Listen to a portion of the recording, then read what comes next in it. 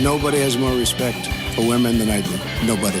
Hillary Clinton wants to abolish it, believe me. She wants to abolish our Second Amendment. I think they didn't deny it. I don't think anybody denied it. Other presidents did not call. They'd write letters, and some presidents didn't do anything. Many people have come out and said I'm right. You really do have to ask yourself, where does it stop? Hello and welcome to Fallacious Trump, the podcast where we use the insane ramblings of a fake billionaire to explain logical fallacies. I'm your host, Jim. And I'm your other host, Mark. A logical fallacy is an error in reasoning that results in bad or invalid arguments. The logical fallacy we're looking at this week is special pleading, also known as ad hoc reasoning and double standards. So special pleading is basically where you have an excuse for not holding yourself to the same standards as you hold other people to. Oh, okay. It doesn't have to necessarily be yourself. It can be a person that you favour or a situation that you like. And this is something that's so common. We definitely all do it. I do it. Right. Yeah. I'm sure everyone listening to this does it because it's just one of those confirmation bias things. When you have, for example, a politician that you favour and you think that politicians in general shouldn't do things, but that politician does it. Yeah. You look for reasons why it's okay if they do it. For them to do it. Okay. Yeah. Yeah. It's just completely natural. You ascribe good motivations to people you like, including yourself, and negative motivations to other people. So it's really, really hard to avoid doing, but it's good to know that it exists and spot when other people are doing it and try and avoid doing it yourself as much as you can. Yeah. So for our first example, it's actually a whole series of events that Trump did starting back in August of 2015. He released a campaign position paper, which was called Immigration Reform That Will Make America Great Again.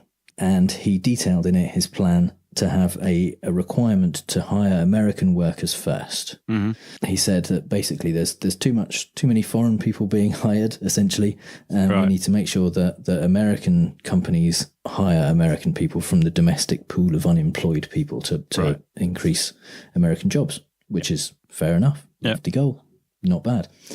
The difficulty is that he doesn't practice what he preaches. And over the past 8 years, before up to 2015, Trump had actually hired over 1,000 foreign workers on temporary visas to work at Mar-a-Lago in Palm Beach as cooks, waiters, housekeepers and maids and people like that. Paid them around $10 to $12 an hour, which is the benefit of getting foreign workers on temporary visas because you don't have to pay them as much as you have to pay American people. Mm-hmm. But obviously this is in stark contrast to what he's saying everyone should do. Yeah. So in the 11th Republican presidential candidate debate in March 2016, Marco Rubio pointed this out and Trump explained himself. He said, It is very, very hard to get people, but other hotels do the exact same thing. And just so you understand, just again, this is a legal process. This is a procedure. It's part of the law. I take advantage of that. There's nothing wrong with it. We have no choice.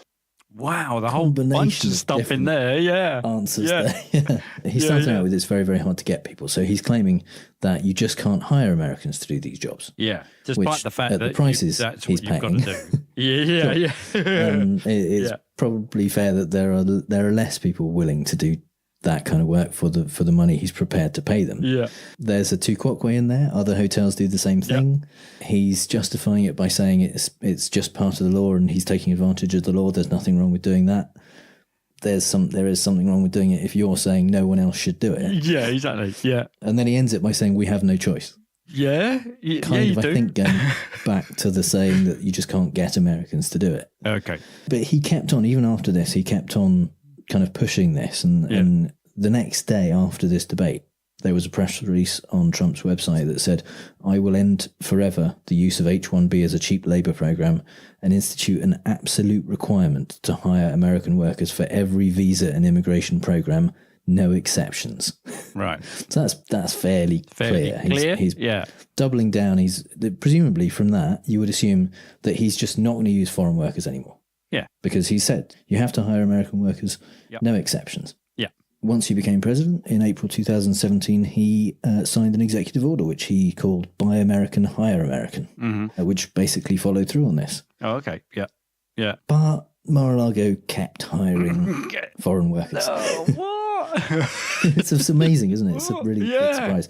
In the 2017-2018 winter season, they hired 70 temporary foreign workers. So should we just assume that Trump was telling the truth when he said you can't get Americans to do this? They don't have the skills or the inclination to do these jobs? Yeah. Well, BuzzFeed News talked to a local employment agency in Palm Beach, and their senior director told BuzzFeed that he had a database of 1,327 Palm Beach County residents who were interested in server, cook and chef positions. Yeah. He said local hotels were seeking his agency's help to fill around 850 of those kinds of jobs, but Mar-a-Lago was not one of the companies that had contacted his agency. Right. So there are people Americans there willing to do the job. to do it. They're looking for work. But it is quite hard to get people if you don't go and ask agencies that have those people. That's certainly a barrier to accessing those people. It's just not to go where they are. Yeah. And the benefits of hiring foreign workers on a temporary visa is that when you're done with them, you can send them back. Yeah. There's less requirement for you to pay holiday pay and sick pay and all that kind of stuff. Yeah. It's very kind of 0-hour contracts, we call it in the UK, where you know, if there's work, you get work. If there isn't, you don't get paid. Yeah. So when was that? 2017-18. So like he's the president and and that's the winter after he's signed the executive order. And the thing is, it has come out more recently as well that he has still been hiring not just foreign workers but also undocumented immigrants on his golf courses and elsewhere. Because it's been made public, they are now starting to crack down on that. Yeah.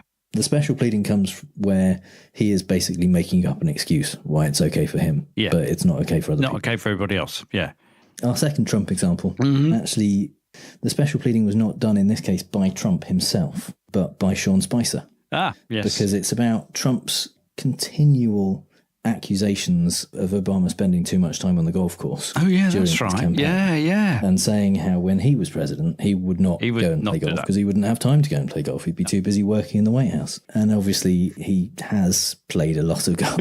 In the first 2 months as president, he went to Mar-a-Lago or his various golf courses 10 times. Whoa. And so when a reporter asked in the press briefings that they used to have... remember those.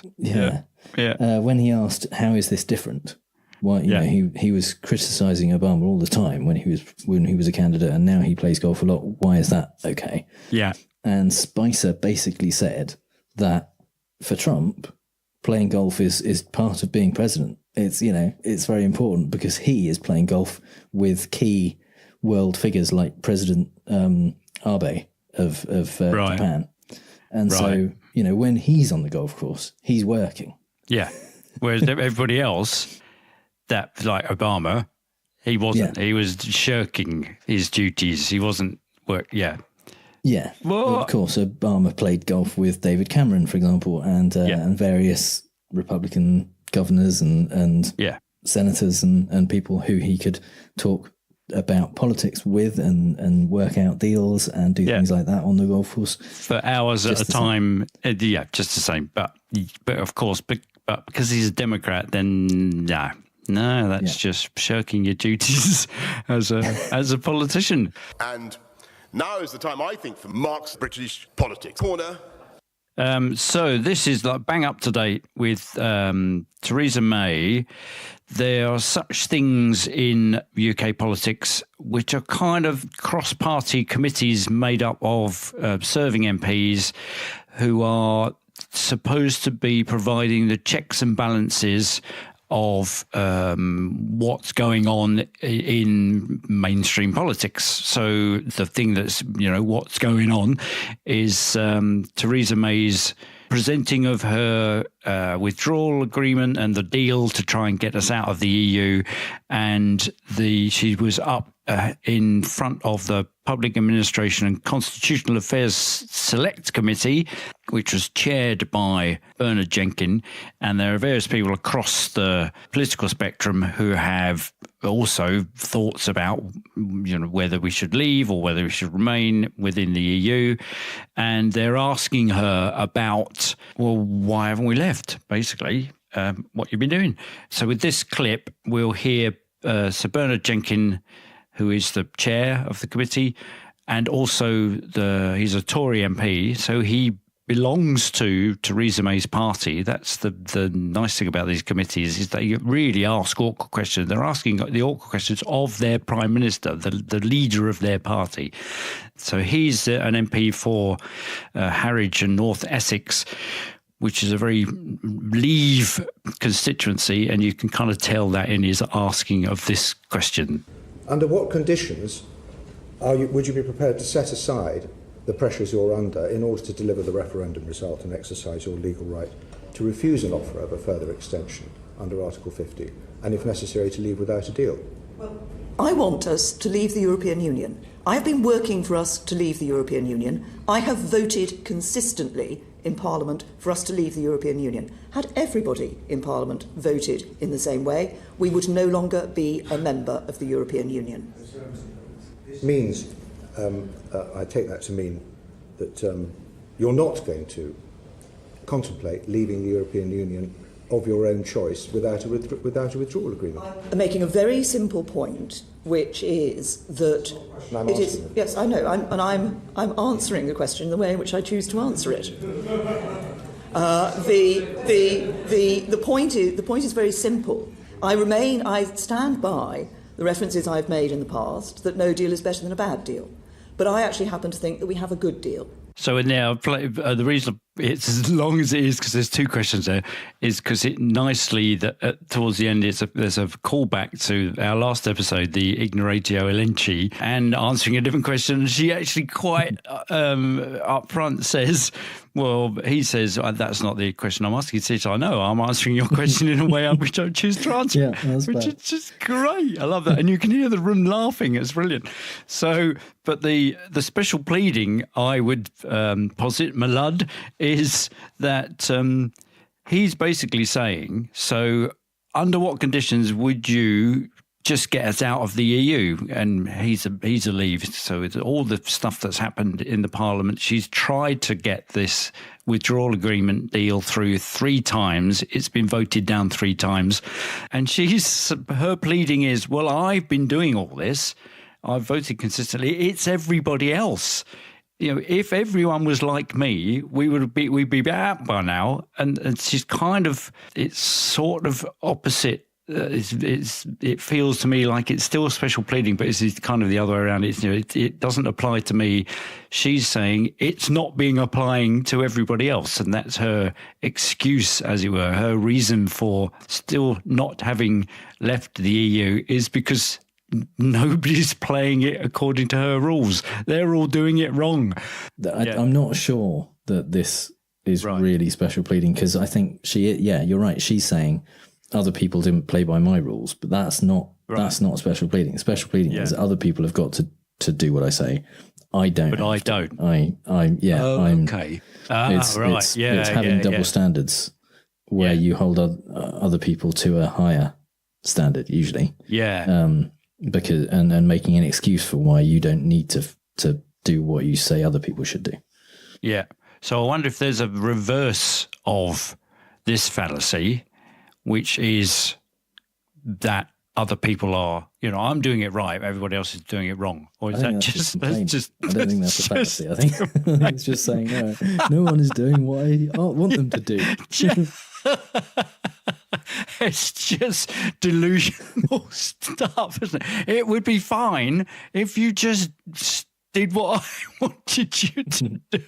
Yeah, I'm not being bossy. I just know what you should be doing. Yeah, that's basically what she's doing, isn't it? Yeah, I think there was just a note of pleading. It's an odd thing, because the whole Brexit thing strikes me as being a case of special pleading. It's, we're trying to leave the EU, but at the same time as having all the benefits of the EU, because we're different. We can't just leave, and we want to leave the club but still have membership rights. We want to use the Mar-a-Lago and the golf club Trump thing. We want to belong to the golf club but not have to pay the fees. We still go in and use the bar and, occasionally walk around the golf course. Another example that just occurred to me was Nigel Farage, who didn't he say before the referendum that if it was as close as 48-52 in favour of remaining, then that wouldn't be the end of things. That wouldn't be acceptable to him, and he would keep fighting. Yeah. Right? Am I remembering that right? Yeah. But then when it came the other way, he was perfectly happy for that to be the end. Yeah, and it's unacceptable for other people to be fighting that. Yeah. Absolutely. Yeah. So he also said he also said if Brexit is a disaster, I will leave the country and go and live somewhere else. He still hasn't done that yet. No. So he would probably go, well, it's not yet a disaster. Yeah. So, So my second example might also be a little bit dodgy, but it's fun. So this is an interview between Russell Brand, who I was trying to find what is he a comedian? Is a comedian a writer, he's actor? I don't know. I suppose. Yeah, I think he was a comedian before he was an actor, wasn't he? Yeah, well, he's a writer. He was a drug addict before that. Yes, he did do, and he married Katy Perry for a while. Yeah, but he was interviewed by the same tenacious presenter that we talked about in the last episode, Jeremy Paxman, on the self-same program. Back in 2013, I think this is. And this followed, it's an odd thing that because Russell Brand became a kind of erudite spokesman of the people. Now I think Jacob Rees-Mogg would call himself that as well. But and he edited the Spectator magazine, which has been published since 1828. It's a weekly and comes out in England. It's online. The oldest continually published weekly in the English language, apparently. So he's on there. He's been the guest editor of that. He's on Newsnight in October 2013, and he's talking about politics. So Paxman asks him this question. But is it true you don't even vote? Yeah, no, I don't vote. Well, how do you have any authority to talk about politics then? Well, I don't get my authority from this pre-existing paradigm, which is quite narrow and only serves a few people. I look elsewhere for alternatives that might be of service to humanity. Alternate means alternate political systems. They being? Well, I've not invented it yet, Jeremy. I had to do a magazine last week. I've had a lot on my plate. So it's quite good. But now I think he kind of, so his, if you like, his excuse. So this rule, you don't vote. So where do you get your authority to talk about politics? He said, well, I get my authority from places other than politics, from alternative political realities. So, I do have authority. It's just, it's different from you, different from yours. And then Paxman presses him and says, so what are they? And then his get out is, well, I haven't invented them yet, which is kind of disingenuous, because he's going, well, here they are. This is me. You should listen to me. I'm a very well-spoken and erudite kind of guy with some strangely alternative views, but those views empower me to be able to speak with authority on this subject. And he goes, oh, okay, so what are those? Well, they don't exist. So what? So he's not. He's. I think I'm going to push back a little bit on this one, because I think he's kind of mostly defending not voting in this, which isn't his rule. As far as he's concerned, no one should vote because it's a waste of time, and democracy is all about making rich people richer. And so he is consistent with his own rule, but arguably, you could say that he is making up an excuse why he doesn't fit in with society in general, who, at the least, most people would say that if you're going to try and talk about politics and be politically active and be, try and be a thought leader in that area, then then taking an active role in the voting system that we have at the moment is probably the least you should do. And so, yeah, he is making an excuse for why he doesn't follow that rule. And the excuse that he has is somewhat disingenuous, might be unfair, but is made up on the spot, perhaps. Yeah. Yes, exactly. What's one of the alternative things? Is ad hoc reasoning. So it's that, so it's kind of, made up on the spot. But I think but in the context of the whole interview is across, well, why is it useless to vote? The irony being that, I think, when was this? So this was around the time that the general election was called and the coalition between the Liberal Party and the Tories got in with Cameron, or was it after that? Anyway, but what happened was that Russell Brand changed his mind and he said, you should vote. And because if you don't, this happens, because other people do. So, but I think within this... Paxo here is being really quite combative in this interview.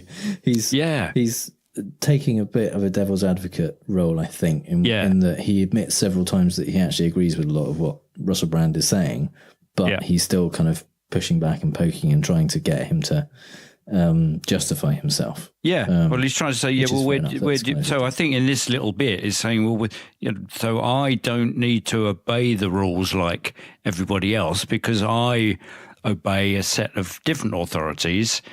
And he said, well, what are they? He said, well, I haven't made them up yet. So his reason for not going along with everybody else is non-existent. He just doesn't do it. That's he's kind of pleading special circumstances, which are, well, I follow an alternate set of,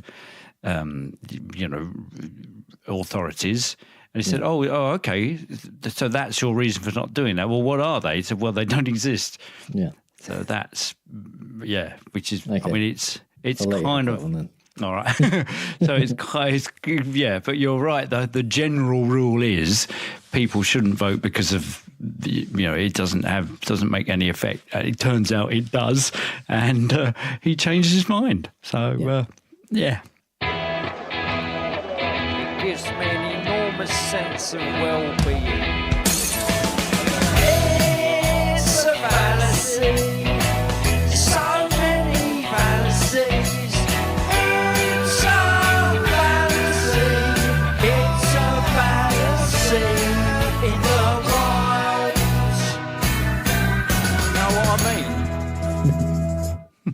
Here we are. Blur on the 25th anniversary of Fallacy Life, which they later renamed Park Life. But because we are on episode 25, and it's 25 years since Park Life came out. So I thought that was particularly apt. Yeah. So in the Fallacy in the Wild, we like to talk about the Fallacy of the Week from a non-political perspective. And our first example this week comes from Frasier. This is an episode where Niles has been investing on Daphne's behalf and has been pretending that the investments have been going well, because when he brings her back money that is kind of like winnings basically for her, she is very excited and hugs him and kisses him. He likes that. She is continually giving him money and he's coming back with more money and saying how well she's done. Right. So basically he's lying to her. And meanwhile, Frasier is dating a kind of pop psychology author who writes these kind of trite self-help books and is pretending to her that he likes her writing and thinks that she's great.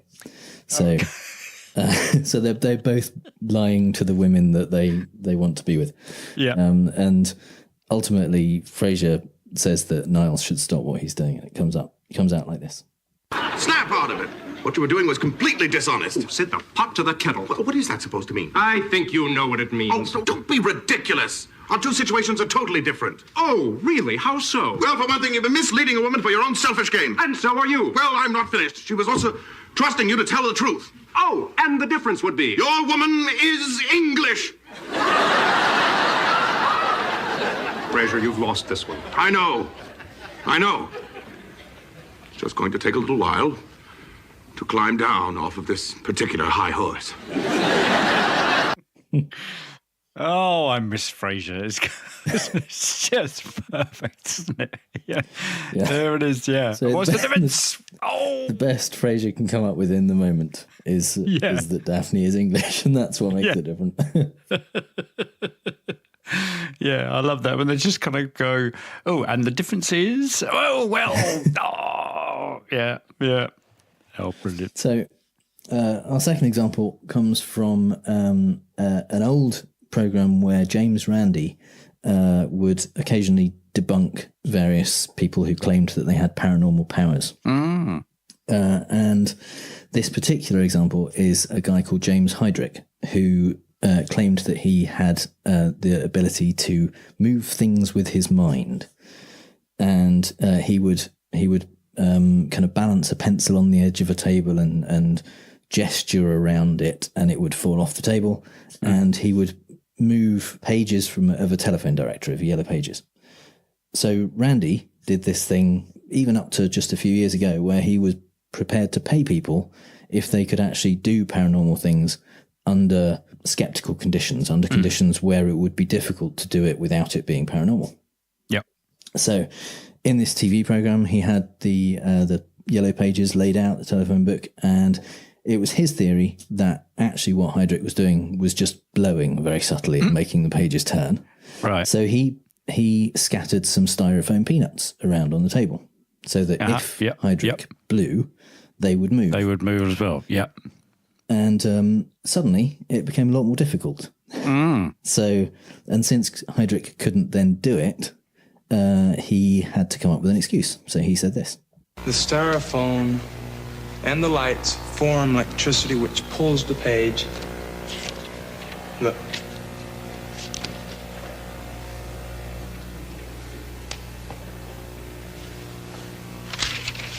It pulls the page down instead of freeing the pages. All right, and what would you like to ask us to ask Randi to allow you to do or for me to do? To either take something else, either lighter or something that is going to that isn't going to form like static electricity. You mean put something else, some other material around here? Something that is not foam. Foam causes static electricity, and the light is what heats it up. All right, Randi, is there anything else that you can put around the telephone directory? I've heard the question, but the question is not valid because it's making an assumption which is not true. The foam does not in any way create static electricity, and Mr. Heydrich, in demonstrating that the pages were clinging together, didn't demonstrate it to my satisfaction. I think we could perhaps ask the judges for their opinion on that. I am not a scientist, so I'm not qualified to declare on it. Judges? Whatever static electricity exists in the styrofoam would not really affect the movement of the page or the clinging of the pages together, in my opinion. I would add that if this is in fact psychic functioning, I don't really see why that would make a difference. So we will have the video of this on our show notes, and you can see in that bit where no one was talking for a while, Heydrich was attempting to show that the pages were being pulled together by static electricity, and completely failing to show that. The pages weren't flopping back down to where he lifted them up from. They were kind of doing what you would expect pages to do. Yeah. So the rule here essentially is that he had this ability, that he was able to do this, and he was put into a position where he suddenly wasn't able to do it because perhaps the paranormal explanation that he had for it wasn't real, so he had to come up with an excuse. And you see this time and time again. There's loads of videos on YouTube of Randi exposing and debunking people who believe or claim to believe that they have psychic powers or paranormal powers. There's a great video of Uri Geller on the Tonight Show with Johnny Carson. And he... Johnny Carson is a magician as well, was a magician, and he spoke to Randi, and they arranged to have their own kind of spoons and things like this and things for Uri Geller to do. And all of a sudden, the kind of, he wasn't feeling psychically strong. The fluence, like he couldn't do it himself. The fluence left him. Yeah. I can remember Randi saying... he said that that often happens. It's strange, under these kind of scientific conditions where we set the stage. People's psychic powers often, are ill that day. Yeah. So, and it happens with people who genuinely believe that they are able to do it as well. One common example is dowsers. There was a program on Channel 4 a while ago with Derren Brown. I think he had hidden some buckets of water underground and got people who believed that they had the ability to detect water using dowsing rods to come and test their skills, basically, and find the water. And they were all absolutely confident beforehand that they would be able to do it. They weren't able to do it because it was done under, experimental conditions. Yeah. And they all came up with explanations as to why they couldn't do it in that particular situation. And as far as we can tell, they really genuinely believed that they had those abilities and would do it. It wasn't something that they were kind of making any money off or trying to fool anyone with.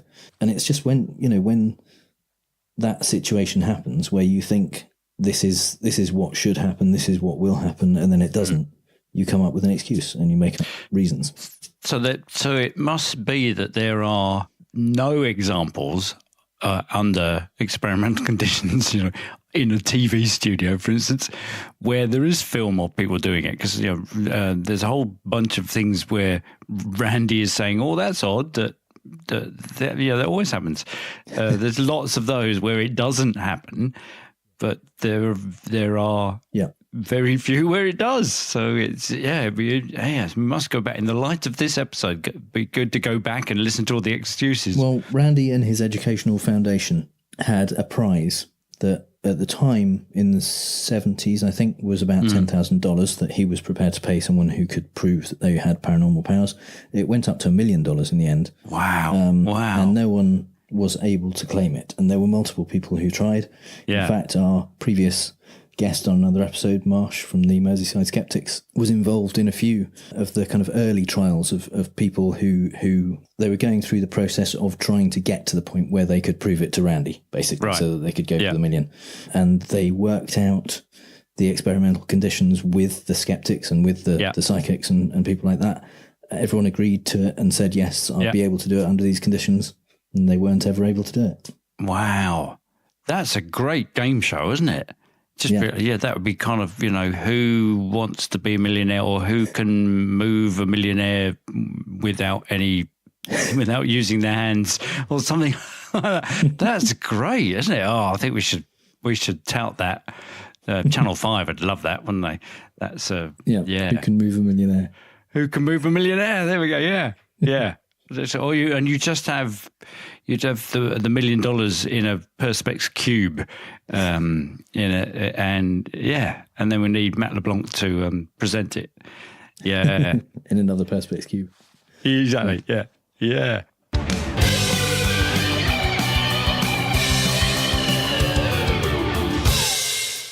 So, as Mark said earlier on, it is episode 25.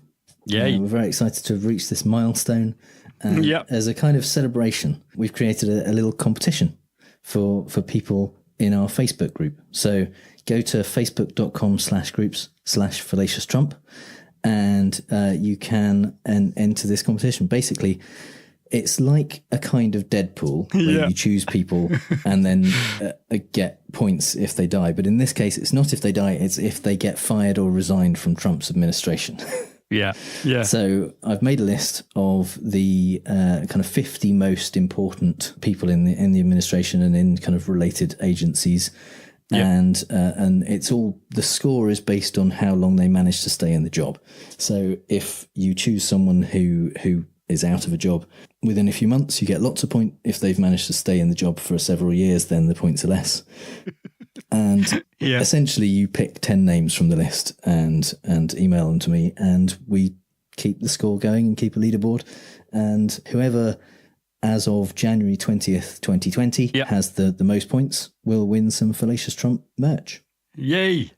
The thing is, between you compiling that list and us launching this, 2 people have gone already. That's how volatile it is. That's how live the damn thing is. Yeah. Currently, I'm waiting to find out who's going to take over from Rod Rosenstein as Deputy Attorney General, so that I can put them into the list instead of him. Yeah. I wouldn't bother writing it down because he won't be there long. So, yeah, sign up. And yeah, you can go to the Facebook group, facebook.com/group/FallaciousTrump. You can go direct to fallacioustrump.com/Deadpool. There you go. And that will take you straight to the list. And the rules are there. Follow the instructions. And you've got until the 1st of June to sign up. So we're gonna play fake news, folks. I love the game. It's a great game. I understand the game as well as anybody. Yes, it's time for Fake News, the game where I read out 3 Trump quotes, 2 of which are real and 1 I made up, and Mark has to figure out which one is fake news. Yeah, I'd just like to say that actually, you see, under these particular set of rules, the fact that I lose a lot is neither here nor there. That's the rule. That bit. What we should be looking at is the way that we should be scoring it. Is like every time I win, that counts, and then we just ignore the ones that don't, because that's only fair. So you're saying we should just say you're currently on 8. Yeah. Instead of 8 out of 20. Yes, exactly. Yeah. Yeah. Yeah. Okay. And fair enough. Yeah. Yeah. So our theme this week, as you'll remember recently, Michelle Bachmann claimed that Trump was very godly and the most biblical president that she's ever seen. Yep. And so the theme this week is religion.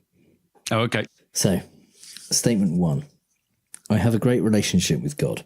I don't want to, it's very personal to me, but you look at my golf courses. I own the most beautiful golf courses all around the world, and I built those. I'm a great builder, but you can't compete with God. Okay, yeah. Statement 2. Yep. I go as much as I can, always on Christmas, always on Easter, always when there's a major occasion, and during the Sundays. I'm a Sunday church person. I'll go when I can. Right. Right. Oh, that sounds like the character out of Modern Family who never goes to the church. Yeah. Or statement number 3. Mm-hmm. People are so proud to be using that beautiful word God, and they're using the word God again. They're not hiding from it, and they're not being told to take it down, and they're not saying we can't honour God.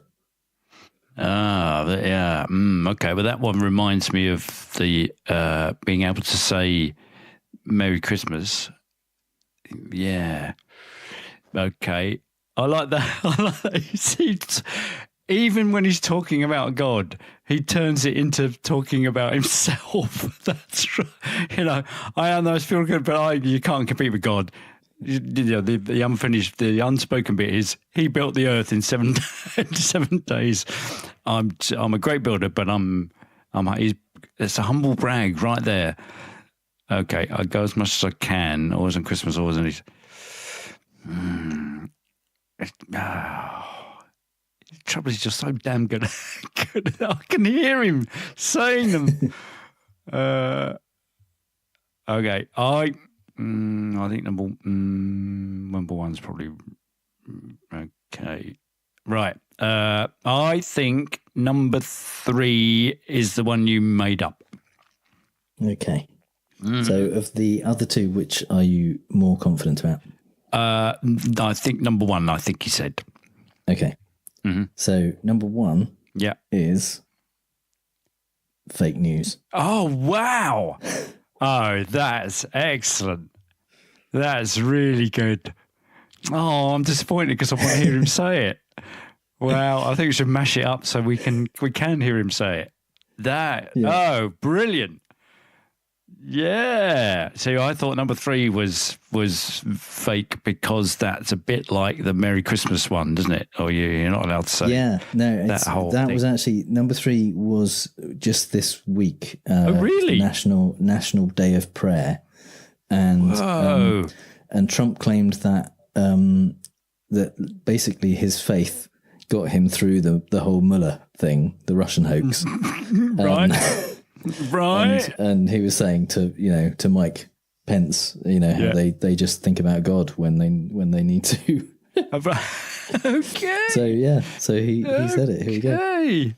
Right. People are so proud to be using that beautiful word God, and they're using the word God again, and they're not hiding from it, and they're not being told to take it down, and they're not saying we can't honor God.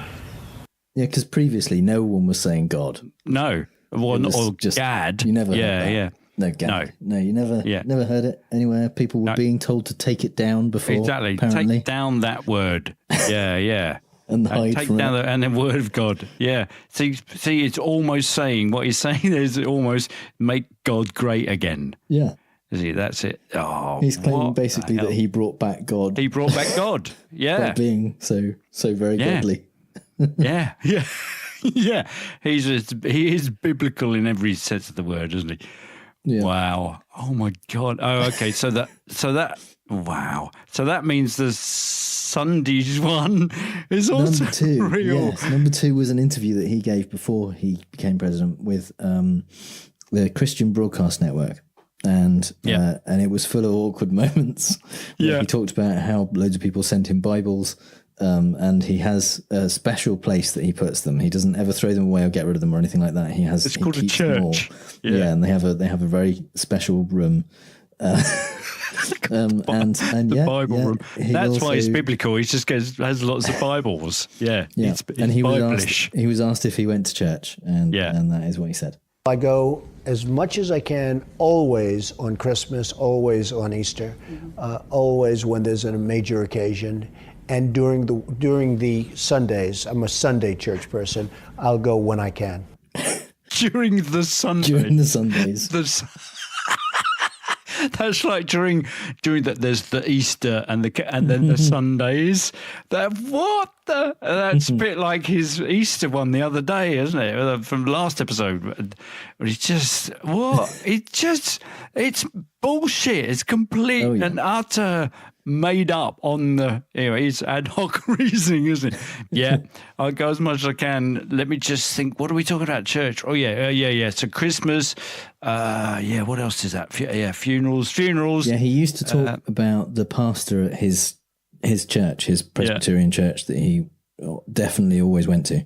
He talked about this guy so much that actually the pastor's son complained and said he should stop talking about him because his father would not like it. He wouldn't appreciate it. Yeah. And on the Sundays, I'm a Sunday church person. I'll go when I can. That means, unfortunately, that you are now at exactly chance, 8 out of 24, so 33.3 recurring percent. Yeah, those 0.3 recurrings, we love them. So I said we can't focus on those bits. We just I remain at 8, still at 8. Yeah. Okay. So podcast listeners, this is episode 25, and this is your last chance to send us a convincing fake Trump quote, because I've asked and asked, and you've let me down. Frankly, So, but actually, it's obvious you don't need any help, Jim. Because well, that's fair.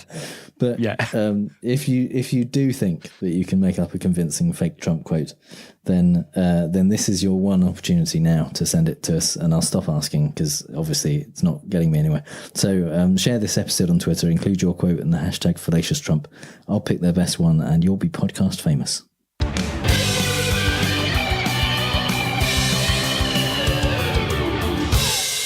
The issues splitting our society are too often discussed out of context and lack clarity.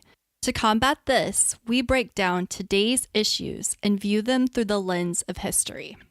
We are a former Democrat and former Republican whose parties have left us. With open minds, facts, and history as our guides, we have embarked on a quest for political truth. Come join us at Context and Clarity Podcast, where we are not enemies, but friends.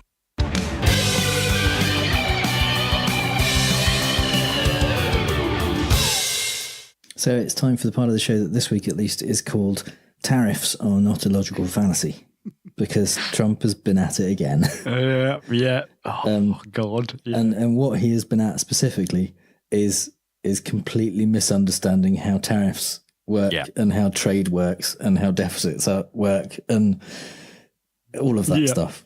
So last week he tweeted, for 10 months, China has been paying tariffs to the USA of 25% and $50 billion of high tech and 10% and $200 billion of other goods. These payments are partially responsible for our great economic results. And that is not true. Because he is a fucking idiot and doesn't understand that China isn't paying anything. No. When you put tariffs on imports, the Chinese people still send the same stuff and get the same amount of money. Yeah. And American people pay the tax, pay the tariff, and they pay that to the Treasury. Yeah. They do not pay the Chinese, and the Chinese do not pay America. Pay the Treasury, yes. Yeah. It's really basic, this stuff. It's not complicated. No. But it's money, and he knows money. He knows he's the best at money. So anybody who doesn't know that stuff, doesn't know what he knows, which is nothing, he doesn't trust them at all. And then he kind of confuses the issue, and then all his, slack-jawed followers, no apologies, just kind of go, yeah, you're right. Yeah, they will go, yeah, you're right. Yeah, and they're the ones that end up paying the extra to buy things and then have less money to put into the American economy when buying American things. Absolutely. And this is because Trump thinks that if there's a trade deficit, that means America is losing money. Yeah. Because deficit means losing money. That he understands that bit. Yeah. But he doesn't get that, there's a balance. There's stuff coming from China to America that people are buying. And the fact that they can buy that stuff cheaper when it's coming from China than they can from American companies means they have more money left over to spend on American stuff. Yeah. And also at the same time, America is exporting stuff to China and Chinese people are paying for that. And there is a balance. And the fact that people are buying more stuff from China than the Chinese people are buying from America isn't a bad thing. It means that they're getting the same stuff cheaper. And it's like saying, I've lost hundreds of pounds a week to the supermarket, to the grocery store. Yeah. And I've got a trade deficit with the grocery store. Yeah. It's unacceptable. I've spent the money, I've given them money, and all I've got from them is goods. Yeah. And the value of the goods is not worth what I've paid for them. Yeah. It's insane. Yeah. And it's not, and some of those goods that you get from China aren't made in America. Yeah. So you can't get them in America. Trump brand ties and things like that. They're made in China. So exactly, yeah. And well, Trump golf balls, yes. Yeah. Well, of course, because there'll be a rule that only applies to him vis-a-vis Trump ties. But yeah. But he's decided that he's going to start taxing all of the stuff that has been 10%, all of the tariffs that have been at 10%. He's going to put 25% tariffs on those. So basically it's going to be all of the stuff that's coming from China is going to be 25%. So he's charging the American people basically extra. More money. To annoy the Chinese. And the Chinese aren't bothered. No. It's not affecting them at all. No, because they're just going, well, we'll still sell the same stuff because you can't stuff. Because you can't get it in America, or it's cheaper than what it is in America. And this is the same with the steel tariffs, where he's put tariffs on importing steel from China, from Canada, from Mexico, from basically everywhere else outside of the US. In a theory that will mean people will buy American steel, and that will add jobs in the kind of steel manufacturing economy, which is true to a certain extent, in that it has increased the viability of selling American steel, US steel. According to the Alliance of American Manufacturing, created 12,700 new well-paying jobs. Right. It's created or saved that many jobs at steel and aluminium factories since the president put the policy in place in March of 2018. Oh, right. Well, that's a good thing. Yeah. Yeah. The thing is, for every one person who works in the steel creating industry, 80 people work in industries that use steel. Right. And those people, those industries, those companies are now paying more for their steel. Yeah. So companies like Riverdale Mills in Massachusetts, which makes wire mesh products from like fences and commercial fishing nets and things like that, they use steel. They don't make it. They've had to pay more for their steel because of the tariffs, and they have laid off a quarter of their workforce. Well, to be fair, they have stopped rehiring when people leave. So ultimately, that means that their 200-person workforce is reduced by 50. So the jobs are increasing in the steel manufacturing industry, and they are decreasing elsewhere, and it is costing Americans money. And in fact, according to the Peterson Institute, they have calculated that every steel job saved is costing US consumers over $900,000. Whoa! Because of US companies having to pay 10% more for steel since the tariffs went into effect. Wow. So the total additional cost to the US economy is $11.5 billion a year because of the tariffs. Whoa. So, I mean, you could literally give those 12,700 people a really well-paid job, like a $100,000 job, doing nothing at all, sitting on their ass, and it would saving an enormous amount of money. Yeah. Well, that's happening to the man in the Oval Office. He's being paid an enormous amount of money to sit on his ass and do nothing. Well, he's not taking a salary, even Trump. He's doing it for nothing. He's ruining the country out of the goodness of his own heart. His own heart. That's God bless him. Yeah, he's making America great again. And finally, some things we really don't have time to talk about. On April 26th, Trump tweeted, "President Donald J. Trump is the greatest hostage negotiator that I know of in the history of the United States. 20 hostages, many in impossible circumstances, have been released in the last 2 years. No money was paid." And he attributed that quote to Chief Hostage Negotiator USA. Chief spelled wrong. Now, that's a job. Leaving aside for the moment that there's no evidence that this was ever said by anyone. No. The reference to no money paid was presumably in response to an article in the Washington Post reporting that the White House agreed to pay North Korea $2 million for the release of US student Otto Warmbier. Lorax, who speaks for the bombs, John Bolton, confirmed that the US did sign an agreement promising to pay the money, but didn't actually pay any of it. I mean, you've got to admit, when it comes to paying people what he promised them, Trump is remarkably consistent. Yeah. Our very favourite incompetent slimeballs, Jacob Wohl and Jack Berkman, have been doing their surreptitious best undercover work again to smear Democrats. Well, that is to say it's rubbish. This time, however, they've used real people to make allegations against Pete Buttigieg, or as Trump says it, We have a young man, boot edge. They say edge.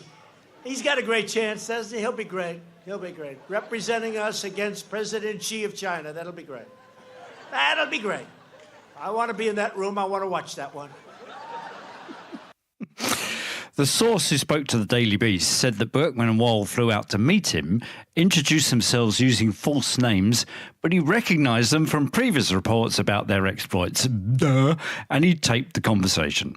Another source, Hunter Kelly, wrote that he did not control the newly created Medium and Twitter accounts that posted allegations under his name, all against Pete Buttigieg. Told the Beast were reporting on apparent efforts by Jacob Wohl and Jack Berkman to drum up false sexual assault allegations against Buttigieg. Kelly replied, "I was unaware that this was happening, but yes, it's true." So, one step nearer to reality using real people, boys, but still nowhere near the truth. I actually feel a comedy villain duo series coming on. Berkman and Wohl.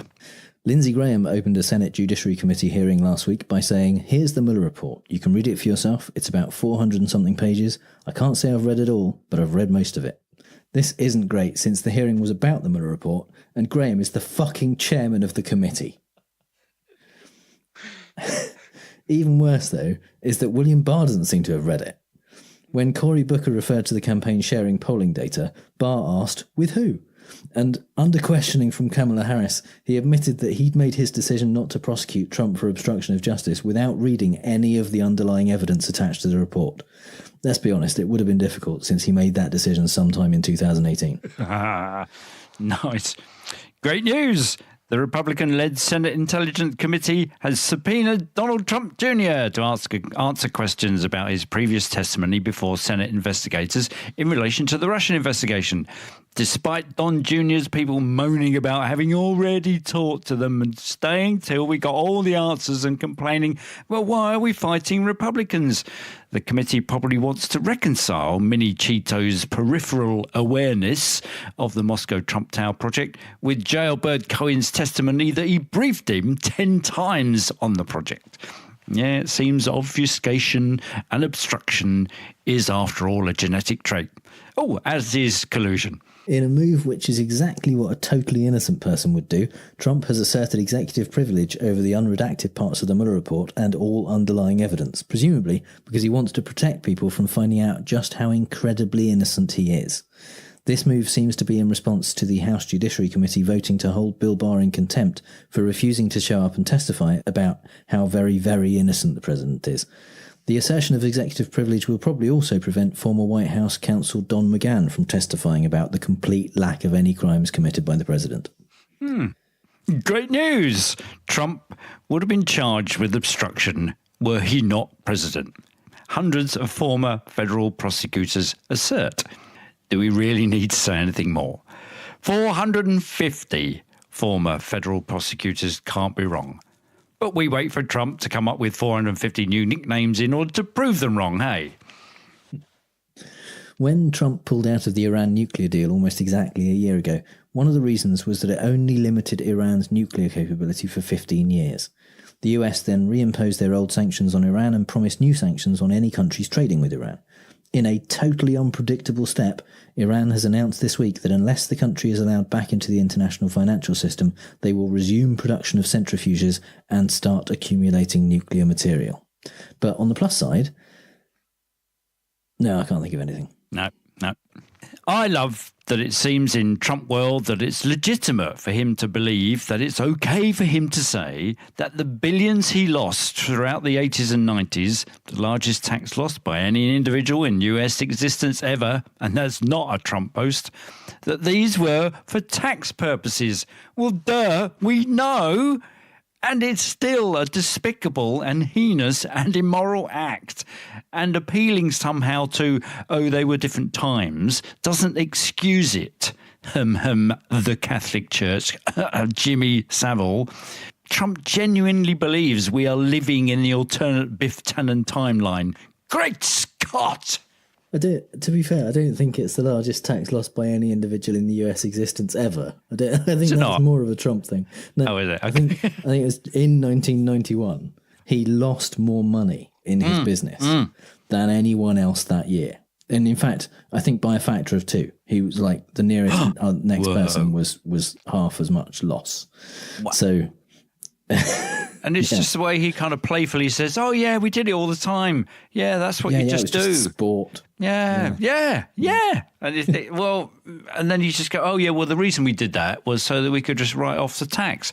You go, yeah, then make it right. So that's all the bad arguments and faulty reasoning we have time for this episode. You can find the show notes at fallacioustrump.com. And if you hear Trump say something stupid and want to ask if it's a fallacy, our contact details are on the contact page. If you think we've used a fallacy ourselves, let us know. And if you've had a good time, please give us a review on iTunes, Stitcher, or wherever you get your podcasts. And you can support the show on our Patreon page at patreon.com/ftrump, just like our newest patron, Alan Firth. Thanks, Alan. You can also connect with us and other listeners in the Facebook group at facebook.com/groups/FallaciousTrump, where you can enter our Trump Deadpool competition. I was a guest on the Drop the Pilot podcast last week, where I talked about Steel Justice, a truly awful film about a giant metal dinosaur that has the soul of a cop's murdered son inside it. So if you want to listen to that, there's a link in the show notes. Also in the show notes is a link to the Context and Clarity podcast, whose promo we played earlier in the show. All music is by The Outbursts and was used with permission. So until next time on Fallacious Trump, we'll leave the last word to the Donald. That's right. Go home to mommy. Bye. Bye. Lindsey Graham opened a Senate Judiciary Committee hearing last week by saying, "Here's the Mueller report. You can read it for yourself. It's about 400 and something pages. I can't say I've read it all, but I've read most of it."